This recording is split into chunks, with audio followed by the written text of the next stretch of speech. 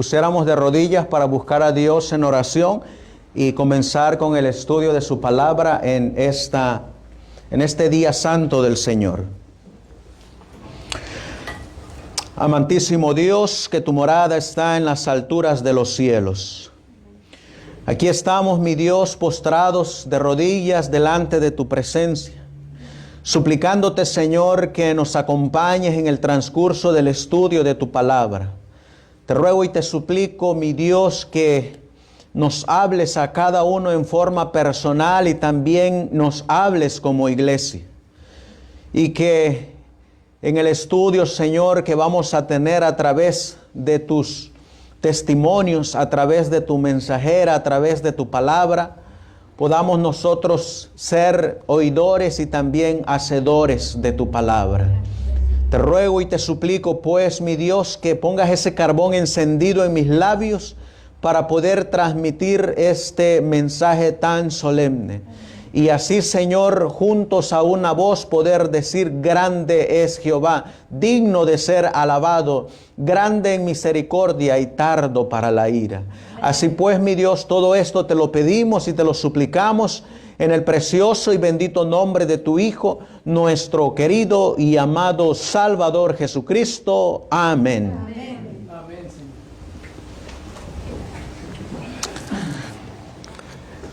El tema que vamos a estudiar en esta mañana lleva por título El tercer ángel y la mente del remanente. Hemos estado transmitiendo en nuestra página durante esta semana de la Reforma Pro Salud. Tenemos una cita de un adventista que se llama Alonso Trevier Jones.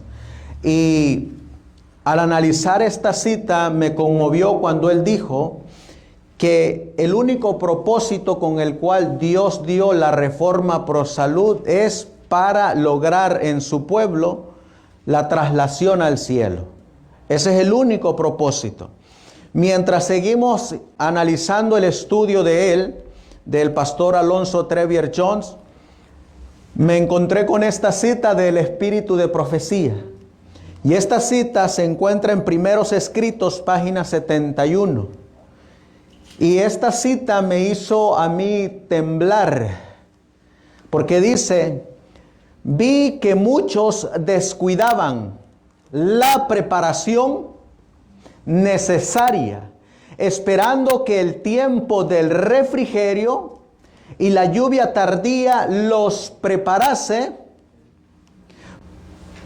para sostenerlos en el día del Señor y vivir en su presencia.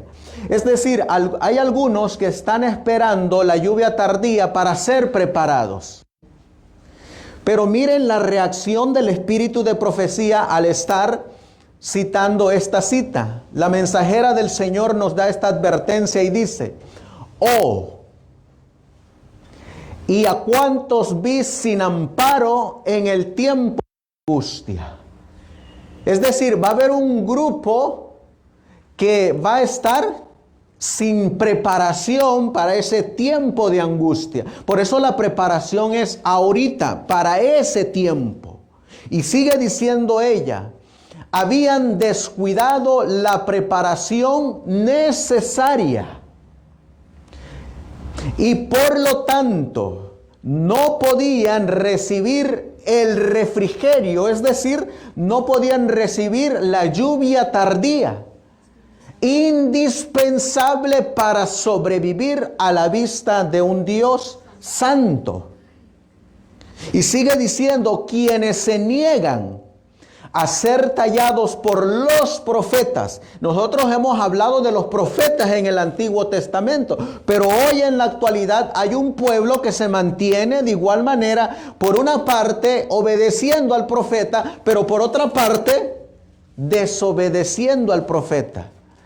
Y sigue diciendo: quienes se nieguen a ser tallados por los profetas y a purificar sus almas, obedeciendo a toda verdad, quienes presuman, esta es otra condición, quienes presuman estar en condición mucho mejor de lo que están en realidad, llegarán al tiempo en que caigan las plagas y verán que les hubiera sido necesario que los tallasen y escuadrasen para la edificación. Pero, dice el espíritu de profecía, ya no habrá tiempo. ¿Qué se habrá terminado? El tiempo de la gracia. Ya no habrá tiempo para ellos, ni tampoco mediador que abogue por ellos ante el Padre. Por eso el tiempo de la preparación, ¿cuándo es? Es hoy. ¿Saben ustedes que la mensajera del Señor sigue diciendo: vi que nadie podrá participar del refrigerio, y luego dice el espíritu de profecía, a menos, ¿y cómo está escrito ahí? A menos que haya vencido todas las tentaciones. No dice una, todas. Y luego dice la principal de todas, y triunfado del orgullo, el egoísmo, el amor al mundo y a toda palabra y obra malas. Por lo tanto, viene el consejo. Debemos acercarnos más y más al Señor y buscar anhelosamente la preparación necesaria que nos habilite para permanecer firmes en la batalla.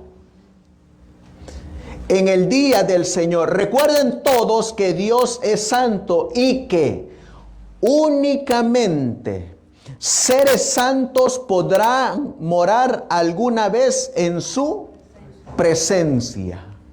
Por eso en una ocasión ella escribió que el sello del Dios vivo va a ser colocado solamente los que reflejan plenamente la imagen de Jesús. Y el sello de Dios, ¿cuándo se coloca sobre el remanente? ¿Después de que se termina la gracia o antes de que se termina la gracia? Antes de que se termine la gracia. Por eso el remanente que va a tener antes de que el sumo termine su mediación en el lugar santísimo, va a tener la imagen de Jesús grabada ¿en dónde? En su mente. Esto es lo que quería hacer el mensaje de la justificación por la fe en 1888. Quería colocar la imagen de Jesús en el corazón de los creyentes. Pero ¿saben algo de lo que me llama la atención a mí del mensaje de el tercer ángel y de ese mensaje de justificación en 1888? Miren lo que va a decir. Nuestra cita bíblica se encuentra en el libro de Isaías. Nosotros la leímos. Vamos a volverla a leer. En el libro de Isaías, en el capítulo 55, y leímos el versículo 10. Isaías capítulo 55 y versículo 10. Miren lo que dice la palabra de Dios.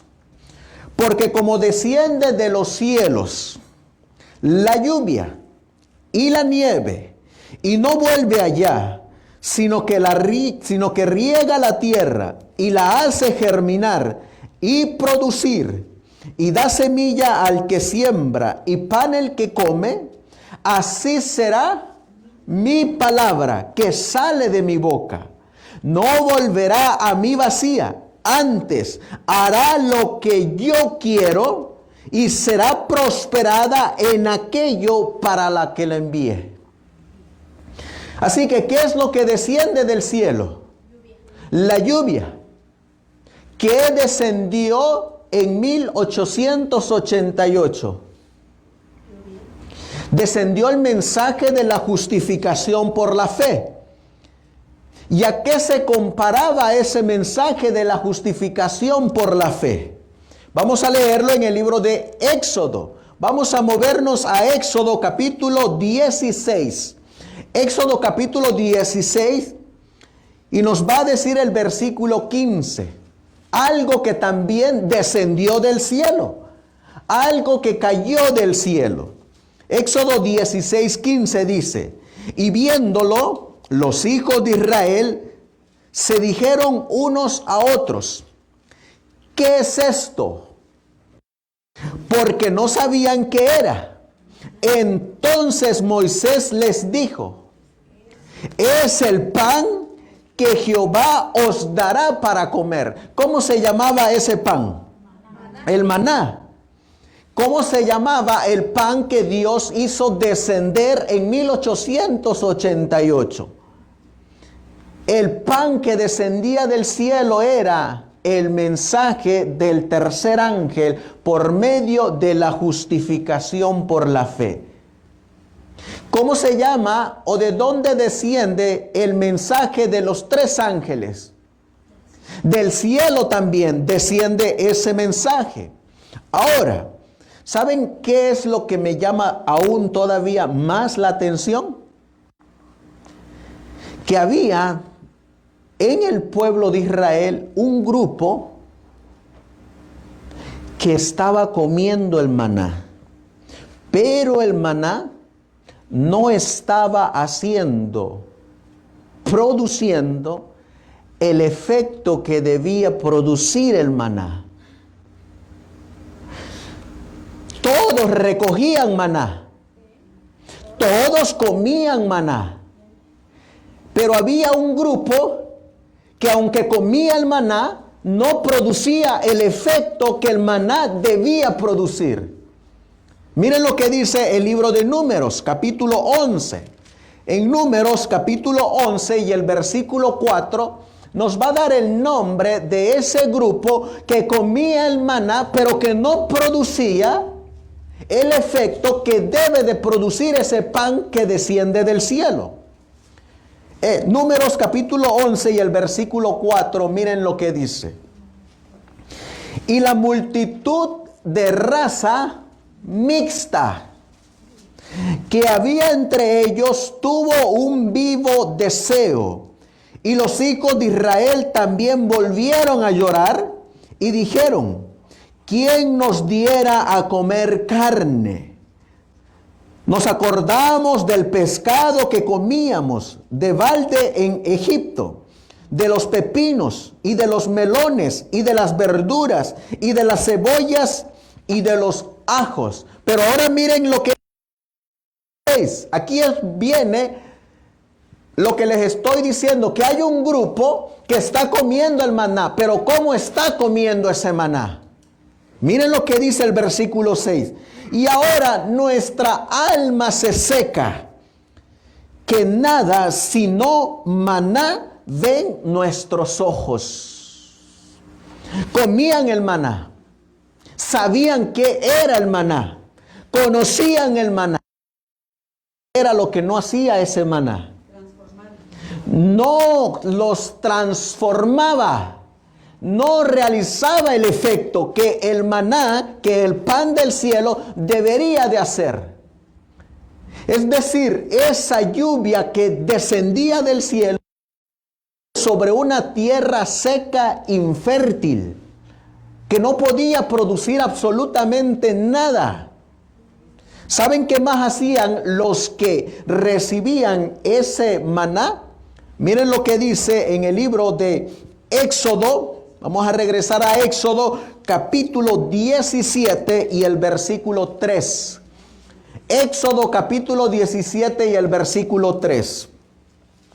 Así que el pueblo tuvo allí sed de agua y murmuró contra Moisés y dijo: ¿por qué nos hiciste subir de Egipto para matarnos de sed a nosotros y a nuestros hijos y a nuestros ganados? ¿Qué hacía esta raza mixta? Murmuraba. ¿De quién? del profeta. Y al murmurar del profeta, como dijo Samuel, cuando Dios le dijo a Samuel, no te han desechado a ti, sino a mí. También murmuraban de Dios al murmurar del profeta. ¿Saben que eso fue lo que ocurrió en 1888? Estaban comiendo el mensaje, pero no estaba produciendo el efecto que debe de producir ese mensaje. Pero ¿saben todavía lo que más me sorprendió de este mensaje de 1888? Que cuando vamos a la historia, a los mensajeros que Dios escogió para dar este mensaje, ¿saben ustedes cómo terminaron? ¿Saben ustedes cómo terminó Alonzo Trevier Jones y Elliot Wagoner? Que ellos comieron del maná, probaron el maná, enseñaron el maná.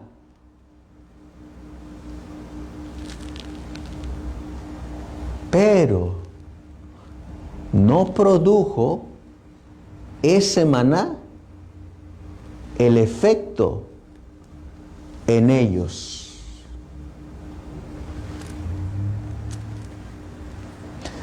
¿Será que a nosotros que estamos ahorita aquí, en este mensaje,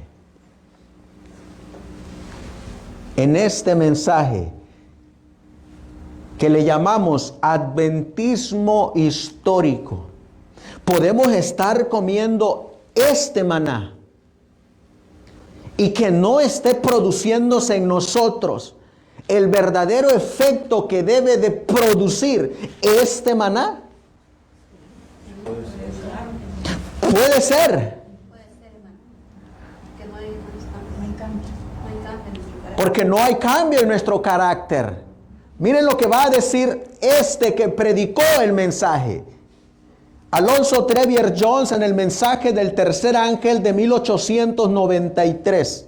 En el boletín de la Conferencia General número 12. Miren cómo es que ellos enseñaban este mensaje.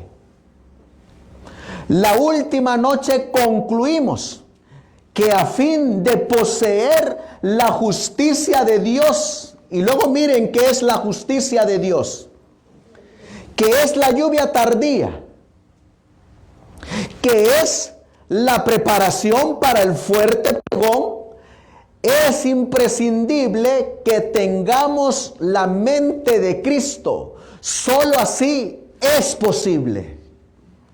Ahora yo les hago la pregunta, si nosotros no tenemos la mente de Cristo, ¿podremos dar el fuerte pregón?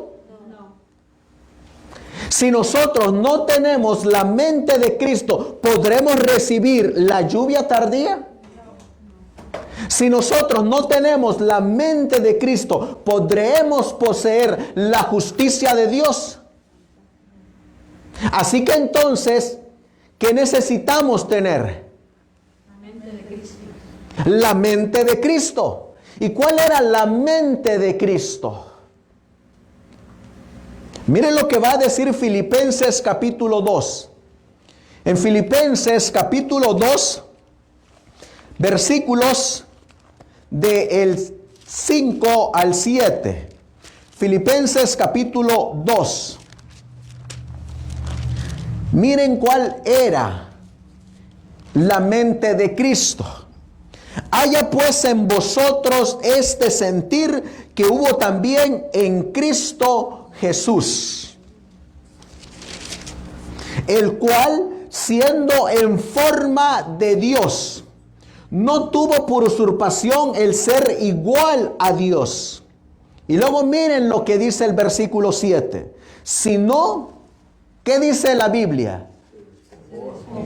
Se despojó a sí mismo, tomando forma de siervo. Así que Cristo, ¿de qué se despojó? De su divinidad. Cristo se despojó de hacer su voluntad. Y al hacer nuestra voluntad, ¿cómo se llama eso en la Biblia? Hacer el yo. Orgullo. ¿Saben que eso fue lo que hizo Satanás en el cielo? Él quiso hacer su yo. Él decía, yo subiré a aquel monte. Yo me sentaré en ese trono. Yo seré semejante al Altísimo. Y todo era el yo. Por eso miren cómo continúa el pastor Alonso Trevier Jones. Según ese pasaje, Filipenses capítulo 2 dice, ¿cuál es el efecto que produce la mente de Cristo? ¿A qué lo llevó a él? Y luego, ¿a qué lo llevó? A vaciarse de sí mismo. Cuando su mente esté en nosotros, viene la pregunta, ¿cuál será el efecto? La respuesta, claro, el mismo dice, vaciarnos del yo.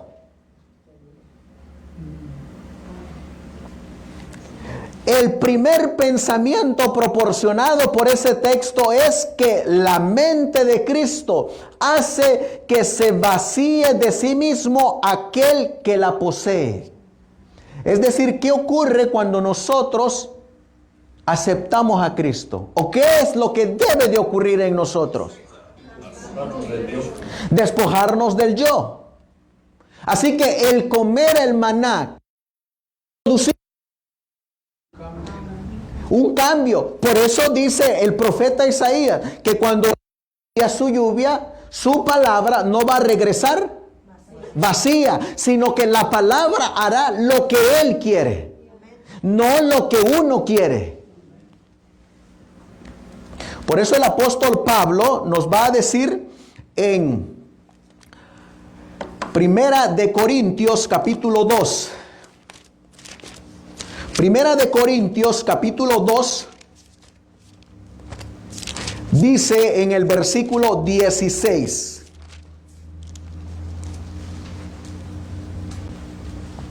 Primera de Corintios capítulo 2 y el versículo 16 dice, porque ¿quién conoció la mente del Señor para que le instruyese? Y miren lo que dice el apóstol Pablo. ¿Qué es lo que dice Pablo ahí?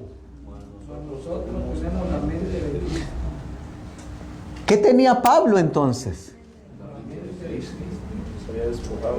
Así que entonces, ¿qué había producido el maná en la vida de Pablo?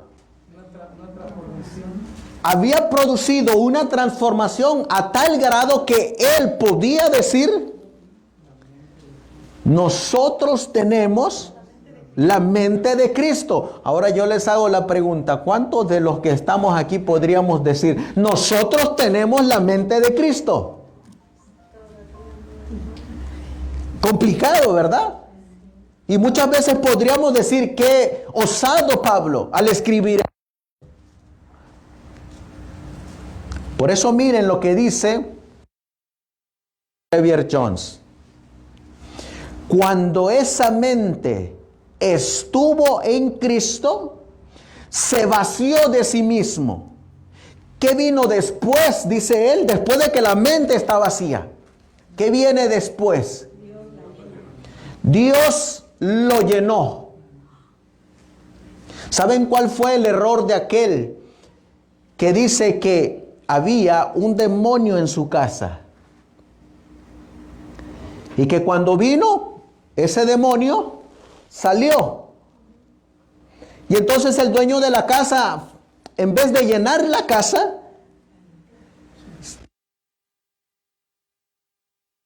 y cuando regresó a ese mismo lugar, ¿cómo estaba ya esa casa?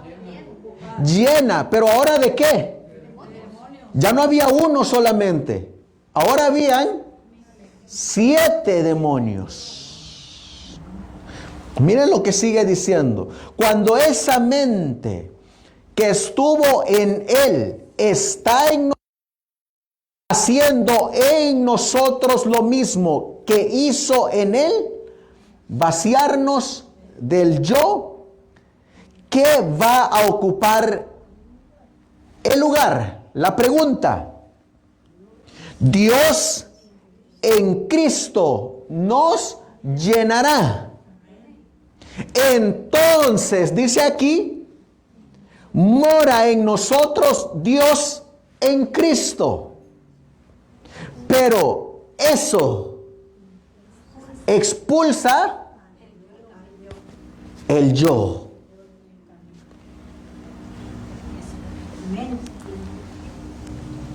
Vienen las preguntas claves para este estudio. La pregunta que nos hacen es: ¿cuál es nuestra mente? ¿Cómo está nuestra mente ahorita? Si no es la mente de Cristo, ¿qué mente tenemos? Miren lo que dice aquí. ¿Cuál es nuestra mente? ¿La mente del yo? ¿Qué hace esa mente? Exaltarse. ¿Cuál es la mente con la que necesariamente hemos? La mente natural. El hombre posee una mente natural, pero necesita tener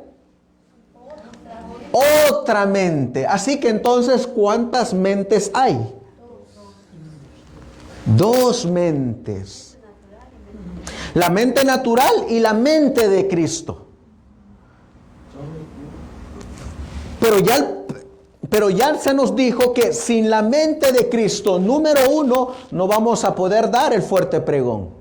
Número 2, no vamos a poder obtener la justificación por la fe. Número 3, no vamos a poder recibir la lluvia tardía.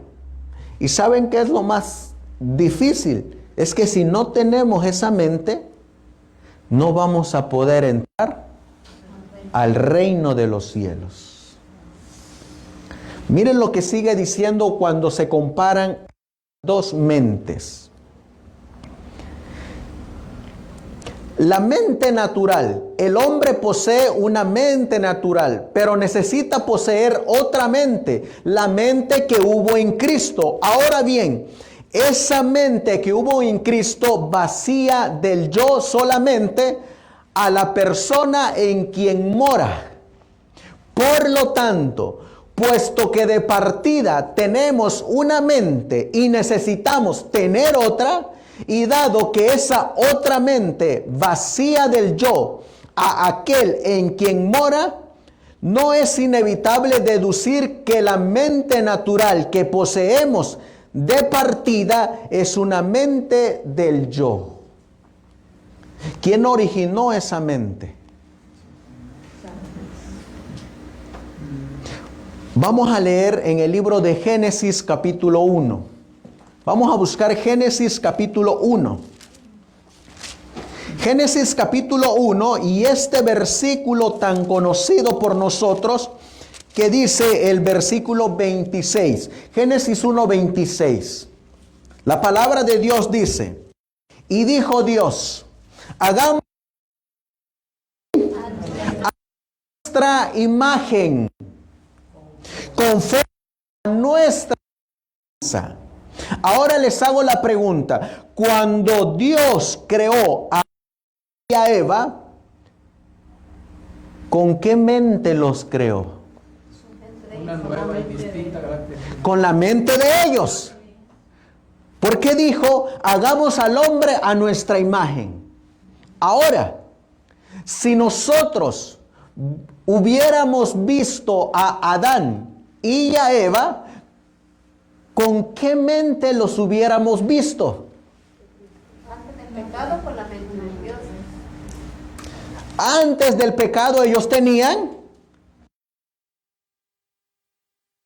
Si nosotros hubiéramos estado ahí, estaríamos viendo a Adán y a Eva en la misma imagen de Jesús.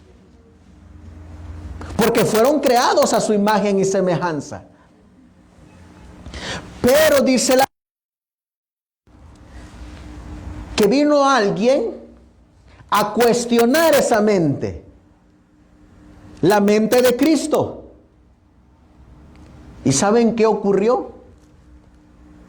La primera mente que Dios sembró en Adán y Eva fue sustituida por otra mente.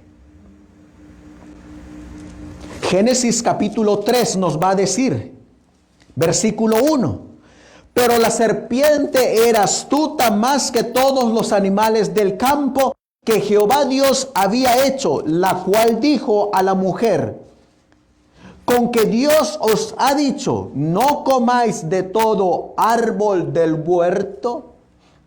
Hasta ahí que era la mente de Adán y Eva. Todavía la mente de Dios. Pero en el versículo 6 dice, y vio la mujer que el árbol era bueno para comer y que era agradable a los ojos y árbol codiciable para alcanzar la sabiduría, y tomó de su fruto y comió. ¿Qué mente fue plantada ahora en la mente de Eva primeramente? La mente del yo, porque dijo, vio que era agradable para sus ojos y que a través de ese árbol ella podía alcanzar una sabiduría más allá de la que Dios le había dado. Y ella comió. Pero ¿quién es el originador de esa mente? Ahora les hago la pregunta, si esa mente la originó Satanás, y si nosotros tenemos la mente natural, la mente del yo, ¿qué mente está en nosotros?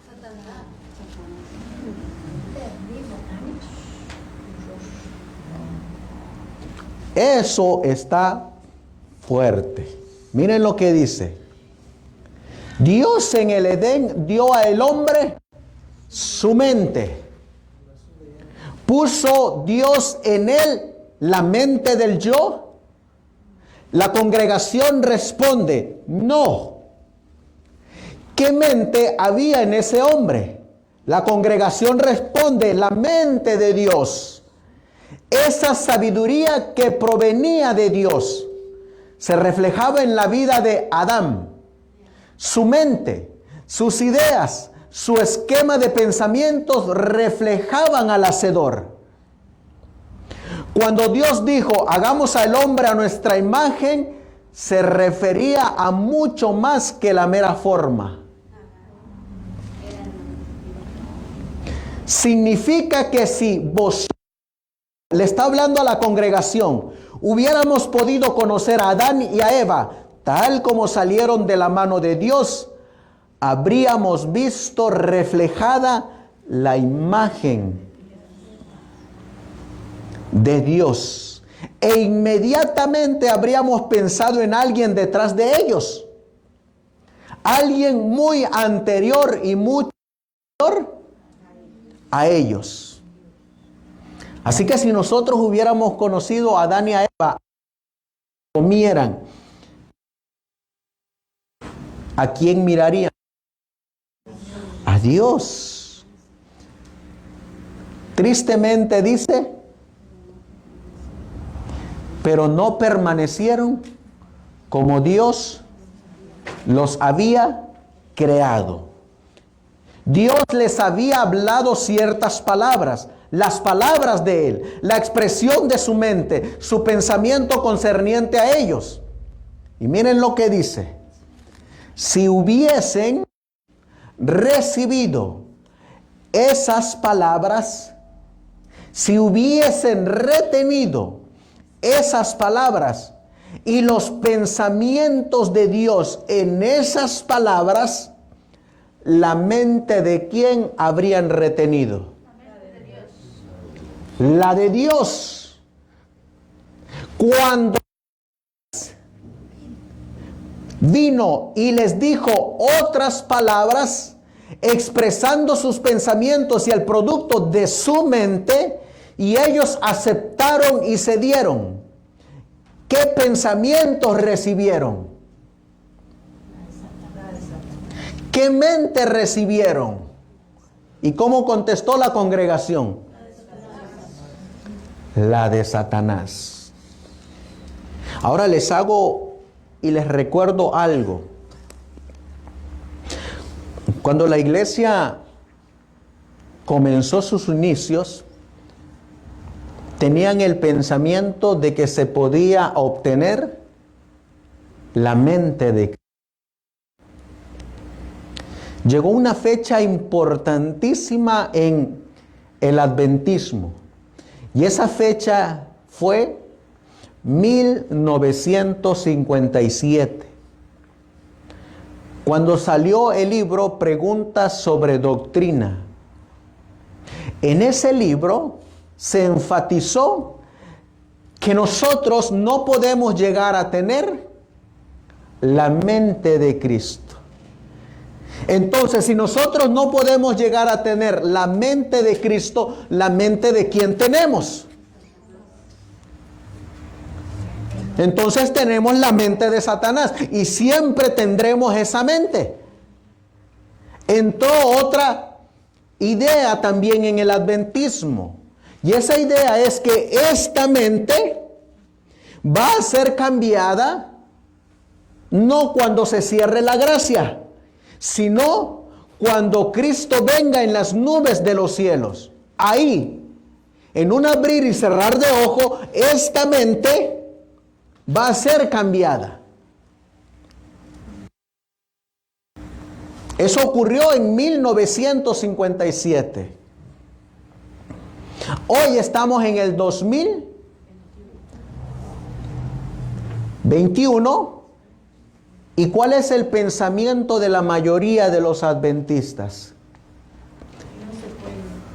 Que no se puede tener la mente de Cristo. Que no se puede dejar de pecar. Entonces, ¿qué es lo que están queriendo plantar en la mente? Si no se puede dejar de pecar, ¿quién dijo esas palabras? Lucifer las dijo en el cielo.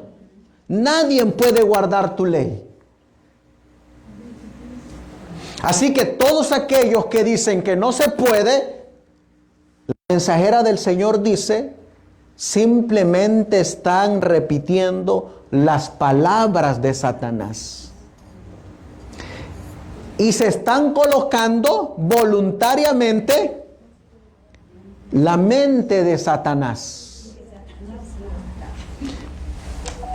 Ahora, cuando Cristo vino a la nación judía, ¿de qué los quería liberar Cristo? De la mente del yo, de la mente natural, de la mente de Satanás. Por eso allá en el Evangelio de Juan, capítulo 8, miren lo que dijo el Señor Jesús. Juan, capítulo 8. Y el versículo 32 dice, y conoceréis la verdad, y la verdad os hará libres. La pregunta es, ¿libres de qué? Los judíos buscaban la liberación del pueblo romano, mientras que Jesús buscaba la liberación del pecado. ¿No será que eso es lo mismo que ocurre hoy? Que el pueblo adventista busca la liberación de la ley dominical, pero no busca la liberación del pecado. El pueblo adventista hoy busca la liberación de esta pandemia, pero no busca la liberación del pecado. Por eso ahí mismo Jesús nos va a decir, en el versículo 34, Jesús les respondió, de cierto os digo, todo aquel que hace pecado, ¿qué dice la Biblia? Esclavo es del pecado. Versículo 35. Y el esclavo no queda en la casa para siempre. Hijo sí para siempre. Así que si el Hijo os libertare, seréis verdaderamente libres. ¿Qué estaba buscando el Señor? Liberarlos del yo, del pecado. Miren lo que va a seguir diciendo.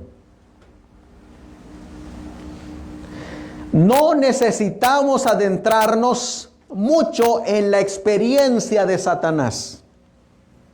Bien sabemos lo que causó su caída, que fue el orgullo. Pero ¿cuál es? Dice aquí, pero el yo está en la raíz del orgullo.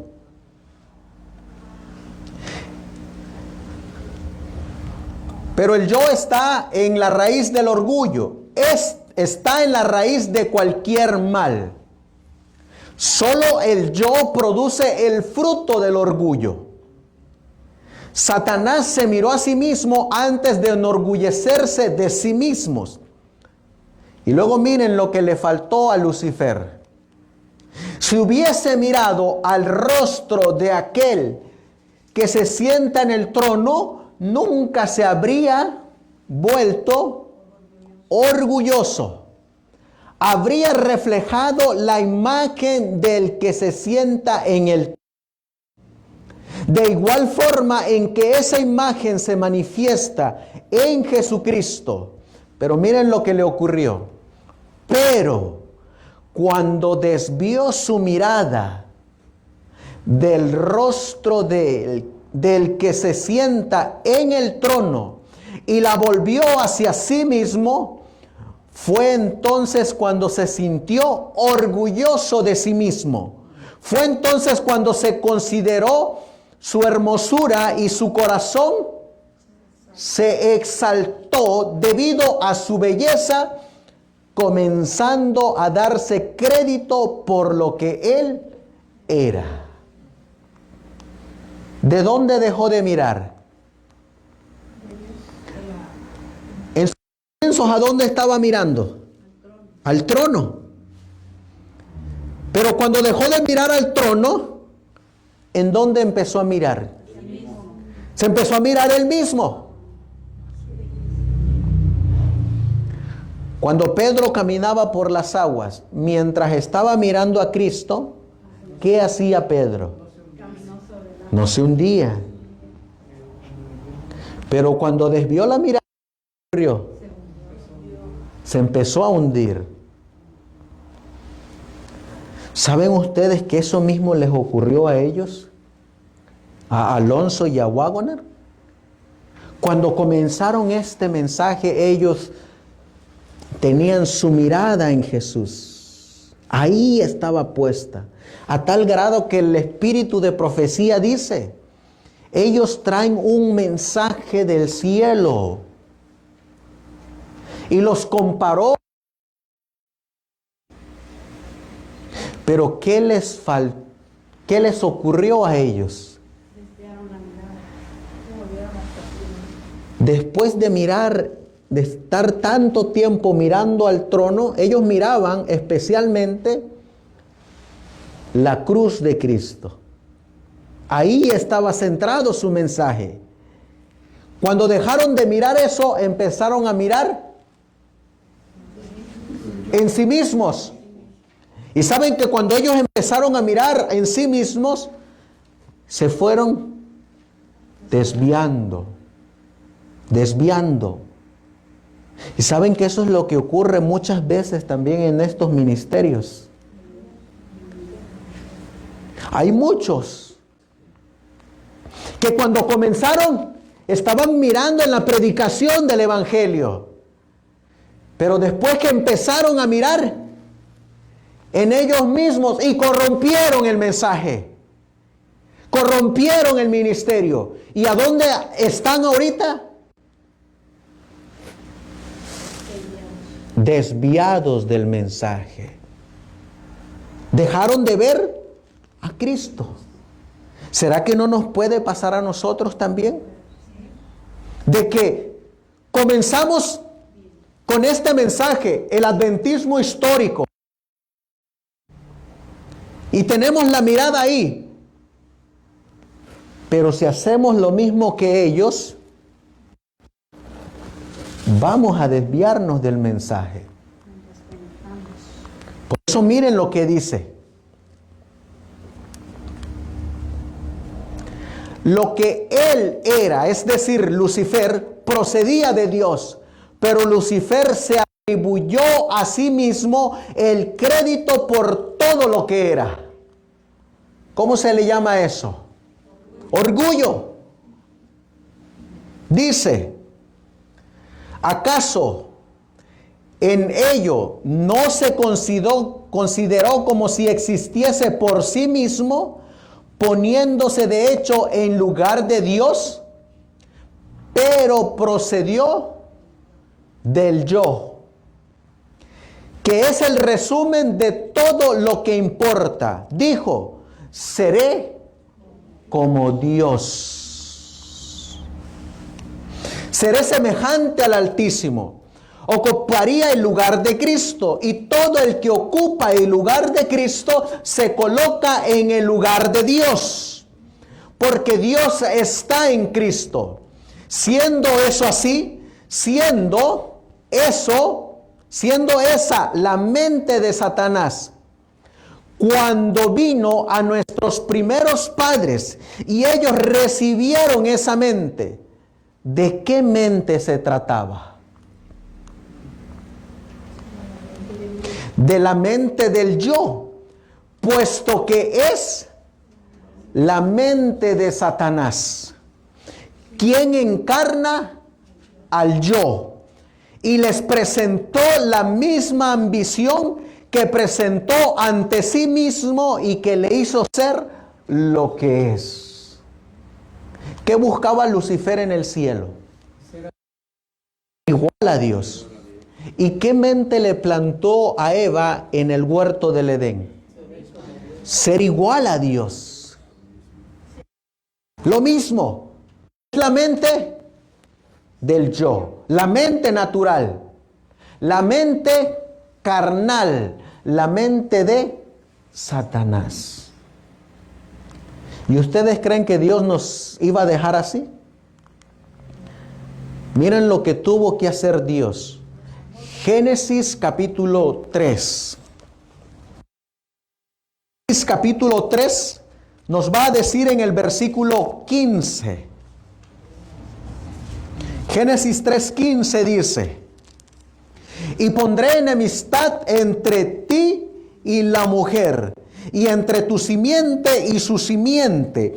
Él te herirá en la cabeza y tú le herirás en el calcañar. Así que, ¿qué es lo que iba a poner Dios? ¿Qué es enemistad? Hay una separación, hay una desunión. La palabra que usa Jones es odio. ¿Odio a qué? Odio al pecado. Miren lo que él dice.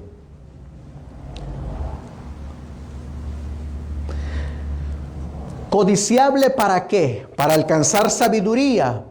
Para alcanzar sabiduría, ¿como quién? Como Dios. Seréis como Dios, sabiendo más de lo que ahora sabéis, conociendo tales y tales cosas. Oh sí, ese árbol es deseable para proporcionarme ese conocimiento. Está diciendo Eva, esa sabiduría. Y ese árbol es el canal mediante el cual puedo alcanzar ese objetivo de ser como Dios. Así, ¿cuál es la mente que hay en nosotros? ¿Qué dijo la congregación? El yo. La mente natural es la mente de Satanás. El yo. Así que si nosotros tenemos esa mente, ¿por quién somos esclavos, hermanos? Somos esclavos de Satanás. Y si somos esclavos de Satanás, ¿qué necesitamos? Un libertador. Liberarnos de esa esclavitud.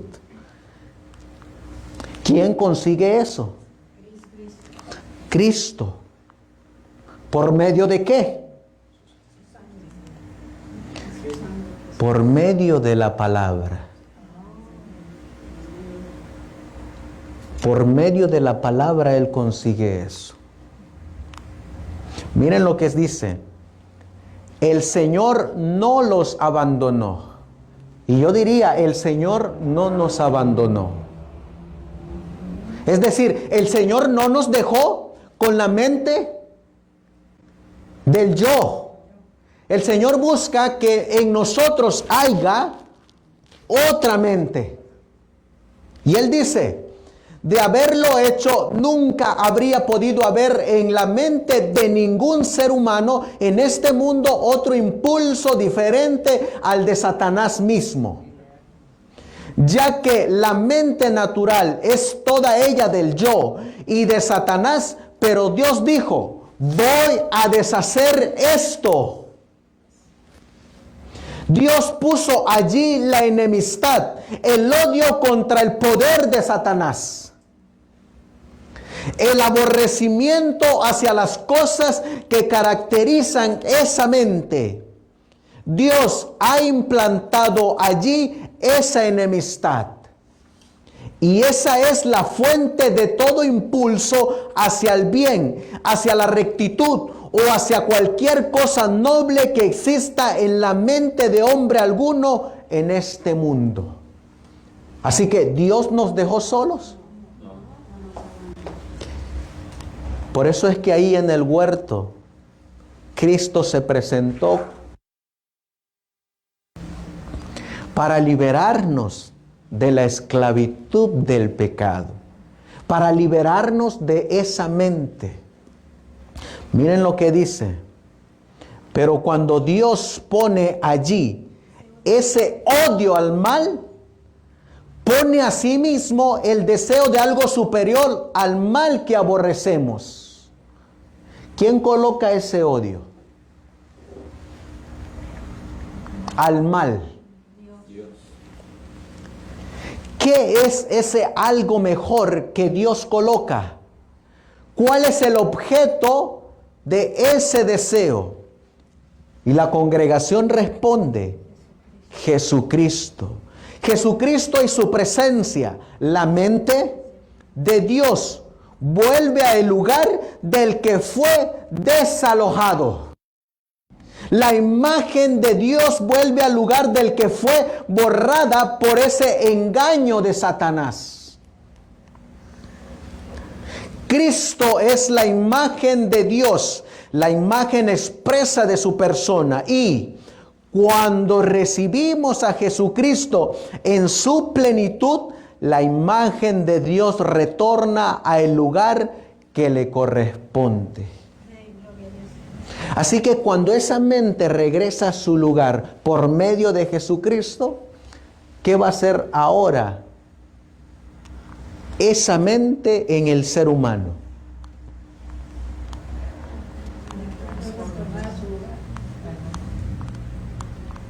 Una obediencia total, perfecta, y un aborrecimiento al pecado, al mal. Por lo tanto, cuando Dios implanta esa enemistad, miren lo maravilloso que es Dios. Devuelve a la voluntad su libertad de elección. De forma que el hombre puede elegir esa otra mente. Se trata de la luz que alumbra a todo hombre que viene a este mundo. Si el hombre sigue esa luz, encontrará a Jesucristo tal como hizo Abraham, Cornelio y cualquiera que haya seguido ese rayo de luz. Así, Él, es decir, Jesús, se convierte en el deseado de todas las gentes. Amén. Gloria a Dios. Ese es Cristo. Yo diría, ese es mi Cristo. Amén. Gloria a Dios. El que encuentra ese odio al mal, ese deseo de algo mejor, ese deseo de hacer el bien, ¿está ya haciendo el bien? Y miren la respuesta que da la congregación. ¿Cuál es la respuesta? No. No. No, dice la congregación. Viene otra pregunta. ¿Es capaz de efectuar el bien al que es impulsado? Y la congregación dice, no. Fíjense bien en lo que está haciendo el pastor Jones. Está diciendo, cuando nosotros encontramos nuestro libre albedrío, nuestra voluntad, el poder de elegir, cuando nosotros encontramos eso, ya tenemos la mente de Cristo, dice él. Y la respuesta es que no. ¿Por qué? Estamos propensos a hacer otra vez el mal. Porque lo estamos procurando. Él va a decir ahorita que no es lo mismo conocimiento y hacerlo. Porque Jesús no conocía solamente el bien, hacía el bien. Y hay muchos que nosotros conocemos el bien, pero no lo hacemos. Romanos nos los dice. El que sabe hacer lo bueno y no lo hace, le es pecado. Y si es pecado, entonces todavía no tenemos la mente de Cristo. Tenemos el conocimiento, pero no la mente. Amén. Así de igual manera nosotros. ¿Qué era lo que tenía el pueblo de Israel cuando le caía el maná? Tenía el conocimiento de lo que era el maná, pero no tenía las obras que produce ese maná. ¿Se dan cuenta? Por eso hoy en la actualidad, ¿cuántos conocemos el mensaje del tercer ángel? Aquí lo conocemos todos. Ahora, ¿cuántos tenemos el resultado de ese mensaje? Creo que ninguno. Porque el resultado del mensaje del tercer ángel es esto: tener la mente de Cristo. Por eso miren lo que él sigue diciendo, citando a Romanos. Todos se desviaron, se echaron a perder. No hay quien haga lo bueno, no hay ni aún uno. Y está citando Romanos 7. ¿Eso es cierto? La congregación responde, sí, es cierto. Entonces, ¿cómo podemos hablar de un pagano haciendo el bien? ¿Hace el bien? No hay quien haga lo bueno, no hay ni aún uno. Y por ahí en medio de la congregación responde a alguien y dice, si un hombre tiene a Cristo, puede hacer el bien. Pero si tiene a Cristo, ya no es pagano. Estamos hablando de los paganos. Y él dice, y él va a comparar ahora a un pagano con un judío. Dice, no, incluso eso es innecesario. No necesitamos ir a los paganos a inquirir. Nos basta con ir a los judíos. Y luego dice, aquí hay uno que fue judío como vosotros y yo. ¿Quién era ese judío? Pablo. Sabemos que la ley es espiritual, pero yo soy carnal. ¿Qué no había alcanzado Pablo? La mente de Cristo. Pero ¿qué era lo que sí tenía Pablo? Conocimiento. Porque él lo dijo. Estudió. Circuncidado al 8º día. De la tribu de Benjamín. Maestro. Fariseo de fariseos. Pero hay algo que le faltaba. La mente de Cristo. La mente de Cristo. Por eso él sigue diciendo, la mente carnal es la mente natural. Así que, ¿qué mente tenía Pablo hasta esa fecha? La natural. ¿Qué mente es esa? La de Satanás, la del yo. Por eso cuando Pablo perseguía a los cristianos, díganme ustedes, ¿qué mente controlaba Pablo? La de Satanás. Bien, más. Lo que hago, no lo entiendo. Pues no hago lo que quiero, sino lo que detesto. Tiene el conocimiento porque sabe que es malo. Pero ¿qué es lo que no tiene? La mente de Cristo. Así podemos estar muchos también ahorita. Conocemos que es bueno y que es malo. Y hacemos lo que no queremos hacer. Y dice, ¿qué es eso que hace aún detestándolo? ¿El bien? No, es el mal, la injusticia. ¿Qué es lo que quiere hacer? La congregación responde, el bien. ¿Qué es lo que en realidad hace la congregación? El mal. ¿Qué es lo que detesta? El pecado detesta el mal, el error, la iniquidad. Pero dice Jones, ¿qué es lo que hace? El mal, lo incorrecto. Yo les hago la pregunta, hermanos, ¿cuántos años llevamos como adventistas? ¿Podríamos estar en la condición?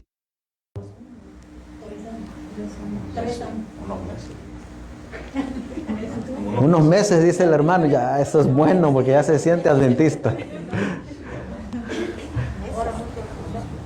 ¿Y será que nosotros no estamos reflejados en esta escritura? De que por 10 años, 20, 30, 5, siempre buscamos hacer el bien, pero terminamos haciendo lo malo. Siempre, siempre. Miren lo que dice el apóstol Pablo. Así, ¿cuánto bien es capaz de realizar el hombre natural? Ninguno. Aunque odia el mal, ¿cuánto bien hace? Ninguno.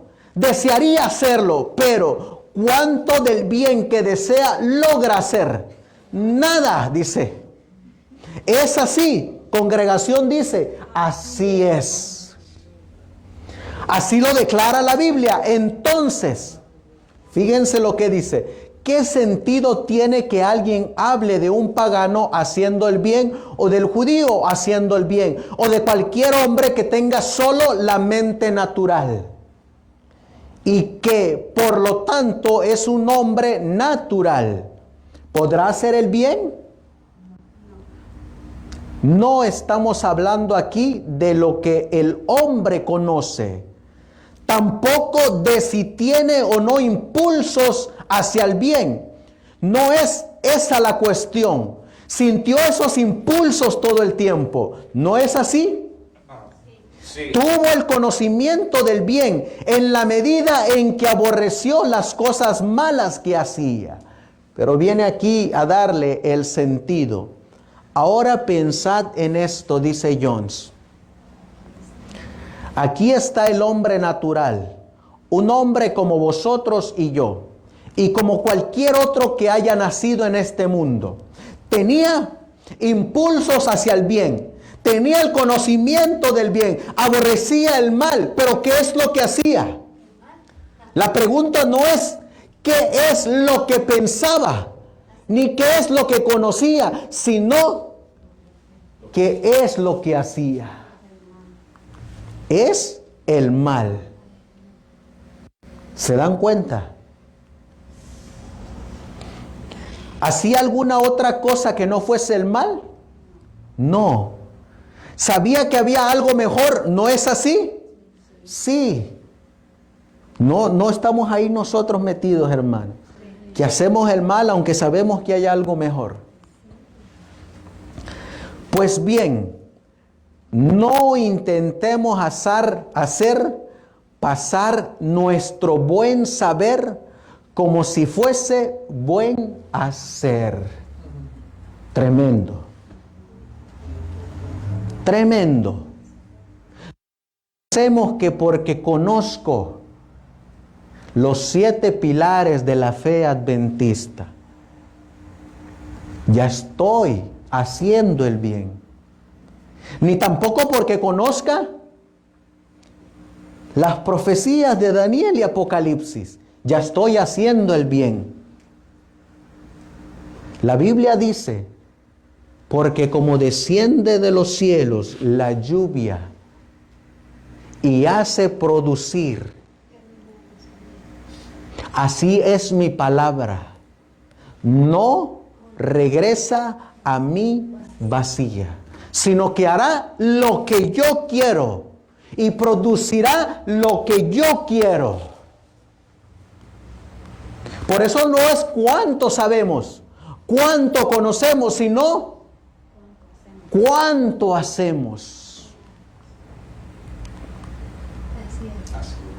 Dice aquí, no confundamos lo que conocemos con lo que hacemos. Conocer lo recto no es lo mismo que obrar rectamente. Así de fácil y sencillo. Adán conocía lo recto. Eva conocía lo recto. ¿En qué fallaron? En hacer lo recto. Pero Dios solos. No. Dice, así pues, no hacía ningún bien. ¿De quién se trata? De vosotros y de mí, del hombre natural. Soy yo desprovisto de la mente de Cristo. La congregación dice, sí, por lo tanto, aunque profese, si no tengo la mente de Cristo, ¿soy yo? Sí, sois vosotros. Es decir, aunque profese tener la mente de Cristo, pero si no hago las obras de Cristo, en realidad, ¿quién está ahí? El yo. El yo. No vive Cristo. Vive el yo. Siempre estoy pensando en yo. Yo hago esto, no me hacen esto. Siempre es el yo. Pero ¿qué dijo Filipenses capítulo 2 y el versículo 6? Despojándose a sí mismo, dejando el yo, dejar de ser su voluntad para hacerse siervo. Miren lo que va a seguir diciendo. Bien, entonces avancemos juntos. Y si lo que no quiero, esto hago, apruebo que la ley es buena. De manera que ya no soy yo quien hace aquello que dije que no lo quería hacer. Dije que lo detestaba y aseguré que nunca volvería a hacerlo. Pero lo hice. Así, cuando lo detesté y decidí y volví a decir que nunca más lo haría y sin embargo lo hice, ¿qué me estaba sucediendo? Dice Pablo. que tenía el conocimiento, pero no el poder. ¿Se dan cuenta la diferencia? Podemos leer las Escrituras, tener el conocimiento, pero si no tenemos ese poder que da la palabra vivificante,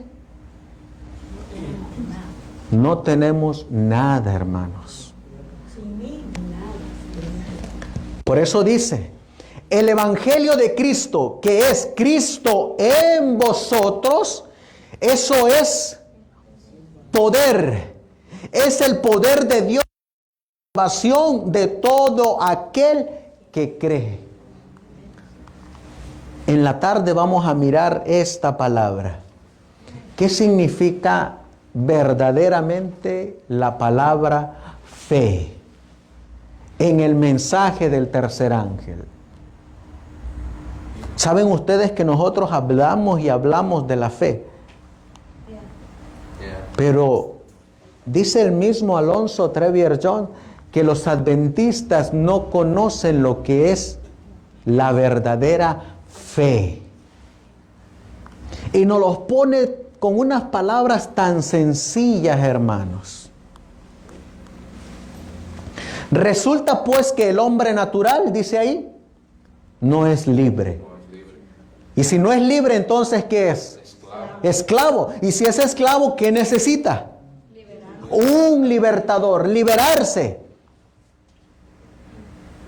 Ahora les hago la pregunta. Como en la escuela sabática que tuvimos de los pioneros en la mañana, cuando Jesús hacía un milagro,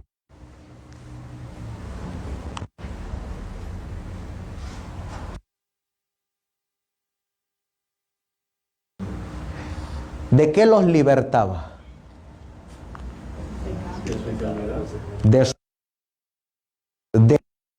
Y en algunas ocasiones de los demonios. ¿Saben ustedes que dice el espíritu de profecía que cuando los judíos, el pueblo de Israel, decidió a Barrabás en vez de a Cristo?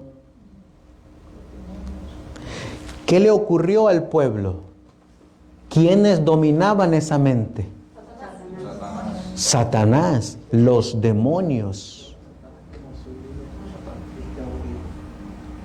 Entonces, ¿quiénes habitaban en esa mente? Los demonios. Ahora yo les hago la pregunta. Cuando se dé la ley para matar al remanente, ¿quiénes dominarán esa mente? Los demonios. ¿Cuántas mentes habrá al fin del tiempo? Estas dos mentes que hemos estado mirando. La mente de Cristo que va a tener el remanente y la mente de Satanás que van a tener los impíos. Solamente. Miren lo que dice. Resulta pues que el hombre natural no es libre. ¿Os parece que lo es? Congregación, no. No está en la condición de poder hacer aquello que quería. Incluso, según el intelecto entenebrecido que posee, no puede vivir ni siquiera a la altura de su propio. Pero eso que él quisiera hacer tal como él lo ve, ¿es eso lo que Dios quiere que él haga? Congregación responde no. Y de la forma en que Dios quiere que lo haga, tampoco. ¿Cuál es la práctica del bien que hemos de tener? Congregación, la de Dios. Sí, puesto que es la justicia de Dios la que hemos de tener, y la justicia es la práctica del bien, incluso con la luz que Dios ha hecho brillar en nuestros corazones. Nuestra comprensión es extremadamente limitada. Por lo tanto, ¿dónde está la práctica del bien de cualquier hombre en este mundo si no tiene la mente de Cristo. ¿Puede alguien hacer el bien si no tiene la mente de Cristo? No se puede. Yo sé que en mí, esto es en mi carne, no habita el bien, porque el querer el bien está en mí, pero no el hacerlo. Pensad detenidamente en este punto. ¿Qué es lo que está en nosotros? El querer hacer el bien. ¿Qué fue pues lo que logró la implantación de esa enemistad contra Satanás? ¿No es acaso poner al hombre en libertad para elegir? Sí, fue algo más que eso. Congregación responde, no. Pensad detenidamente en este punto. Por supuesto, hay otras cosas más, pero ¿logró eso capacitar al hombre para hacer lo correcto y glorificar a Dios? ¿Logró algo más que no fuera devolverle la libertad para que pudiera elegir a qué amo serviría? Y la congregación responde, no. Dios puso allí la enemistad y le dio el conocimiento de algo mejor. Proporciona el odio al mal, lo guía hacia lo bueno, pero lo capacita para hacer lo bueno. Congregación dice, no. ¿Por qué? Ahora otro pensamiento, odia el mal y declara que no lo volverá a hacerlo. ¿No será que a veces nos pasa eso? Cuando ya después de que hicimos lo malo y vienen las consecuencias, porque vienen las consecuencias. Cuando vienen las consecuencias, ¿qué dice uno? Ay, no lo voy a volver a hacer. volvamos atrás. Y luego resulta que paz. Otra vez lo volvemos a hacer. Sin embargo, dice, en contra de su voluntad y de todo cuanto se propone, lo vuelve otra vez a hacer, lo vuelve otra vez a practicar. Entonces, ¿qué es y quién es el que lo comete realmente? Y miren la respuesta de la congregación. El pecado que mora en mí. Entonces, ¿qué tenemos que expulsar con la ayuda de Dios? El pecado. ¿Quién es el que rige? Satanás. ¿Quién es el amo de ese hombre? Satanás. Así que, ¿qué es lo que trae el mensaje del tercer ángel? Liberación del pecado. Pero ¿qué mensaje ha rechazado la organización? Este mensaje. El mensaje del tercer ángel. ¿Saben ustedes que hay un odio satánico contra este mensaje?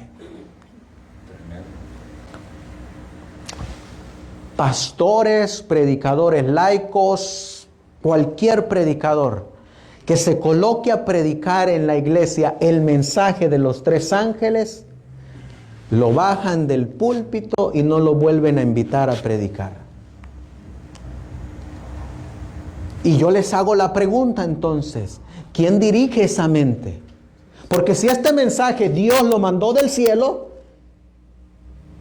sería que los que están prohibiendo este mensaje son enviados de Dios. Entonces, los que están prohibiendo este mensaje de liberación del pecado por medio del mensaje de los tres ángeles, ¿quiénes dirigen sus mentes? Satanás. Claro, Satanás. Y los que están predicando este mensaje, ¿contra quién están luchando? Contra Cristo. Los que están predicando este mensaje. Contra Satanás. Por eso Pablo lo dijo, nosotros no tenemos lucha contra carne y sangre, sino contra principados, potestades de las tinieblas.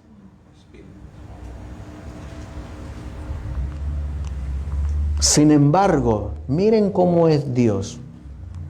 Cuando había un endemoniado, ¿qué era lo que Dios o nuestro Señor Jesucristo detestaba? Detestaba el pecado, pero amaba al que estaba cautivo por Satanás. Sin embargo, cuando Dios daba su mensaje, les traía liberación de ese pecado. No los dejaba así. Los hacía verdaderamente libres. Ya el pecado no tenía control de sus vidas. Por eso miren lo que dice. Cuando el hombre es liberado de esa mente carnal, de esa mente del yo y de Satanás, ¿quién controla su mente? Cristo. ¿Quién es ahora su amo? Cristo. Sí, Él es quien lo libera. Es Cristo Jesús. Cuando somos liberados de la servidumbre a Satanás, somos hechos siervos de otro amo. La servidumbre a Satanás es esclavitud y ruina. La servidumbre a Cristo es libertad y vida eterna, alegría eterna y prosperidad.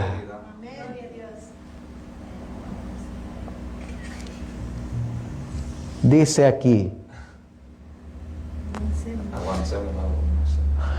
avancemos algo más en ese pensamiento. Cuando teníamos la mente de Satanás y él era el amo, decíamos que no haríamos esas cosas malas, pero es precisamente lo que hacíamos. ¿Quién obraba? El pecado que mora en mí. Decíamos que haríamos esto y aquel bien, pero no lo llegábamos a hacer. ¿Quién lo impedía? Satanás. Pero ahora, en Cristo estamos libres de Él, de Satanás y del pecado. Tenemos la otra mente. Decimos que haremos esto. ¿Quién lo efectúa? Cristo. Cuando estábamos en nuestra mente natural y no queríamos hacer el mal, Satanás lo hacía en nosotros. Cuando tenemos la mente de Cristo y decidimos hacer el bien, ¿quién lo efectúa? Cristo. Cristo. Así que en realidad, ¿hacemos algo nosotros? Nosotros no hacemos absolutamente nada. Cristo lo hace todo. Ese es el mensaje que Cristo quería implantar en la mente de cada adventista en 1888. ¿Se logró? Tristemente no se logró. Miren lo que dice la palabra de Dios. Miren lo que dice la palabra de Dios en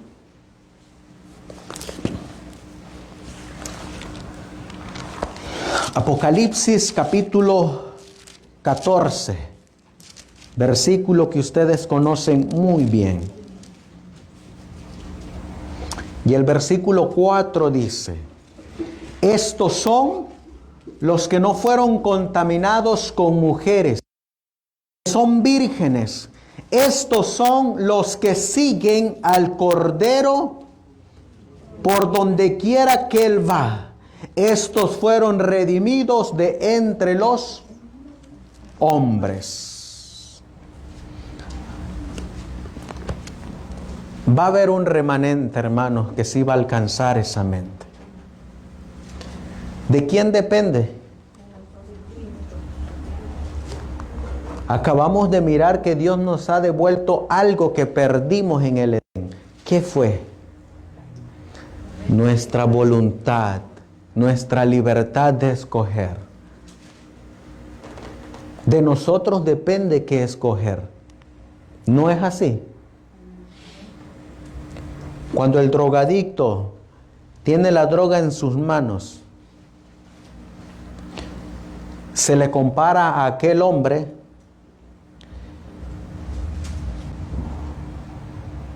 que estaba caminando sobre el agua y de repente se empezó a hundir.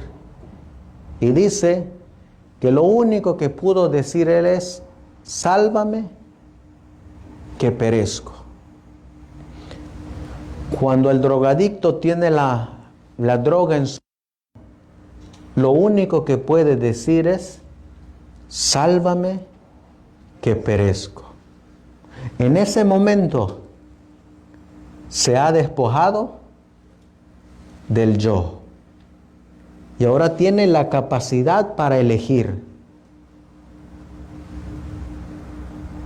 Si él elige hacer el bien, Dios le envía el poder para resistirlo. Y no lo hace, porque su palabra tiene poder. Pero si el esclavo quiere seguir siendo esclavo, no va a pedir ayuda, no va a clamar por ayuda. Por eso bien lo decían estos pastores Waggoner y Jones: es más fácil perderse, es más fácil salvarse que perderse. Así de sencillo. Dios nos ha dejado todo.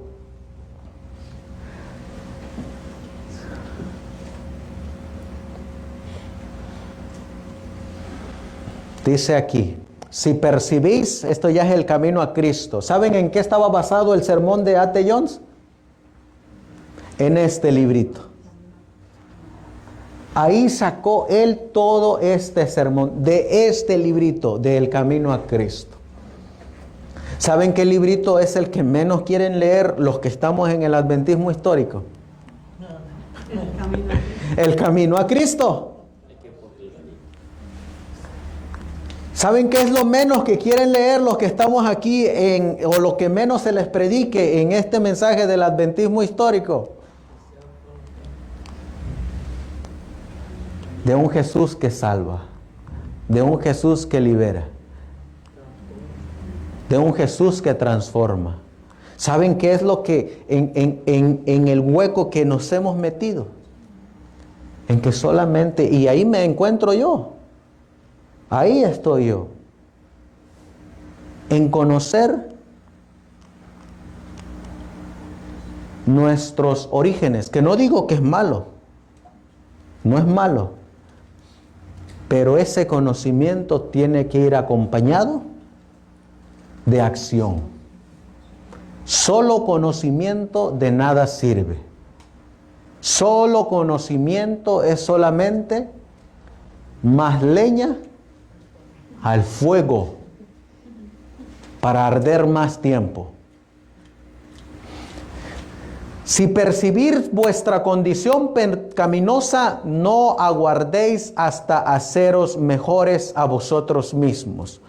¿Cuántos hay que piensan que no son bastante buenos para ir a Cristo? ¿Esperáis haceros mejores por vuestros propios esfuerzos? Únicamente hay ayuda para nosotros. No debemos permanecer en espera de persuasiones más fuertes, de mejores oportunidades o de tener un carácter más santo. Nada podemos hacer por nosotros mismos. Debemos ir a Cristo tal como somos. Id a Él con vuestra alma manchada tal cual está. Por su tierno amor, Dios está atrayendo hacia los corazones de sus hijos errantes. Ningún padre según la carne podría ser tan paciente con las faltas y los yerros de sus hijos como lo es Dios con aquellos a quienes trata de salvar. Y termino con esta cita. Nadie podría arguir más tiernamente con el pecador. Jamás enunciaron los labios humanos invitaciones más tiernas dirigidas por Él al extraviado.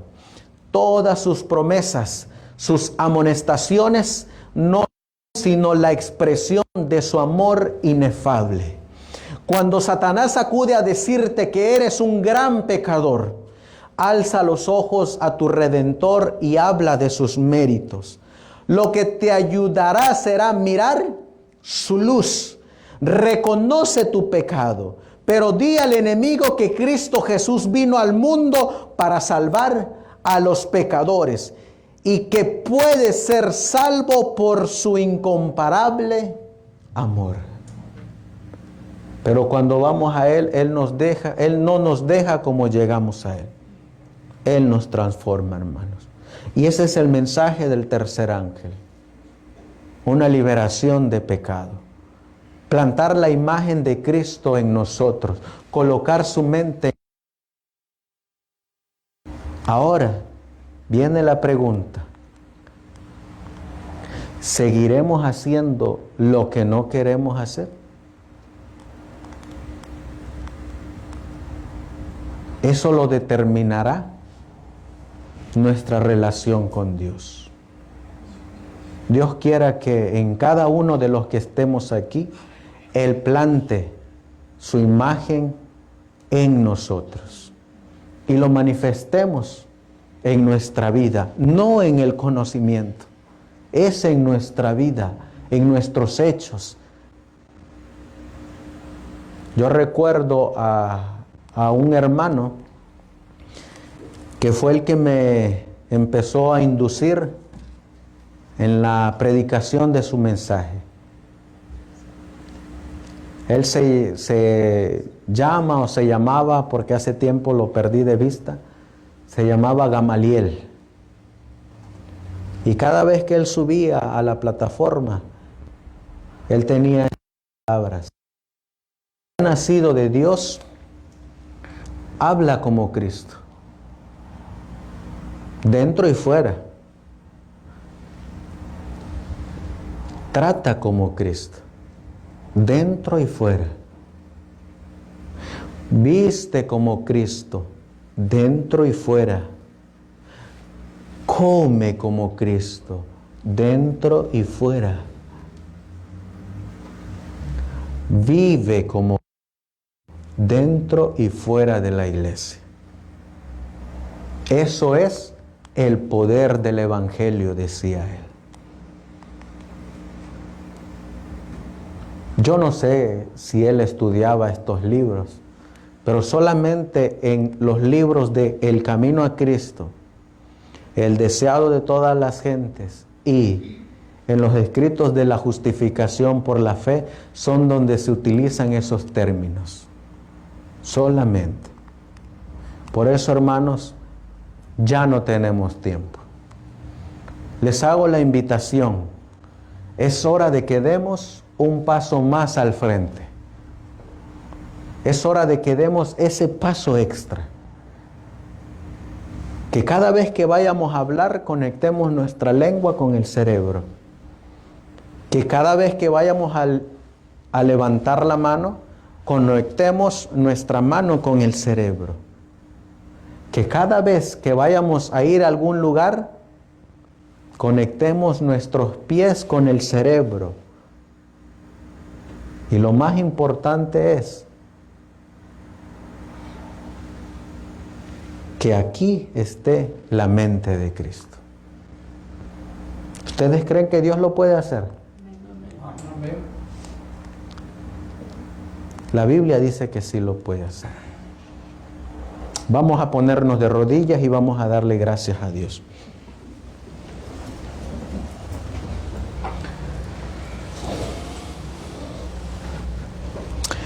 Amantísimo Dios, que tu morada está en las alturas de los cielos. Hoy, Señor, entiendo y comprendo un poquito más de por qué el enemigo de las almas tiene un vivo odio en contra de este mensaje. Tiene un vivo odio en contra de tu palabra escrita. tiene un vivo odio en contra del espíritu de profecía. Tiene un vivo odio en contra de los escritos de los pioneros.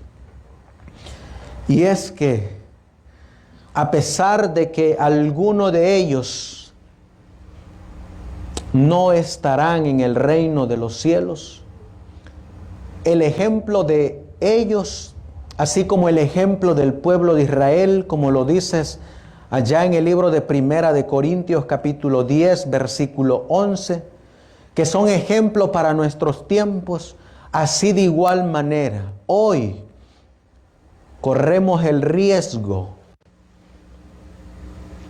de estar siendo dirigidos por otra mente que no es la tuya.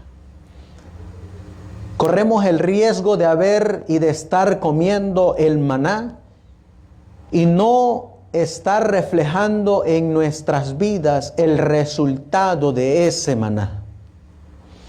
Corremos el riesgo, como muchos de ellos que se desviaron de la verdadera fe. Y el ejemplo de ellos que nos sirva a nosotros para no despegar nuestra mirada de nuestro querido llamado Salvador Jesucristo, quien es el autor y consumador de nuestra fe. Te ruego y te suplico, Señor, que pongas tu mente en nosotros, que pongas tu palabra escrita en nuestra mente. Hay algo, Señor, que el enemigo de las almas ha plantado que va en contra de tu mensaje. Y es que el enemigo de las almas también ha plantado, Señor, el sentimentalismo en tu iglesia. Y a veces nos dejamos dirigir más por un sentimiento humano que por lo que dice tu palabra. Por eso, Señor, más que conocimiento, más que reír o llorar, más que cualquier otra cosa, ayúdanos a ser obedientes a tu palabra. Por eso, Señor, te ruego y te suplico por esta tu iglesia, que tú plantes en nosotros tu mente. Y te ruego y te suplico, Señor, por aquellos hermanos que estarán mirando este video, que de igual manera, Señor, se armen de valor para dar ese paso más allá y poder ser parte de este remanente que va a tener la mente de Cristo, que van a ser liberados de la esclavitud del pecado y van a ser libres en Cristo Jesús. Que seamos, Señor, de esos hombres oidores y hacedores. Así pues, Señor, me refugio en la promesa de tu palabra, que es vacía, sino que hace y produce lo que tú quieres que ella haga. En tus manos, Señor, te encomiendo esta iglesia, mi espíritu y este tema. En el nombre de Jesús. Amén. Amén. Amén, Señor.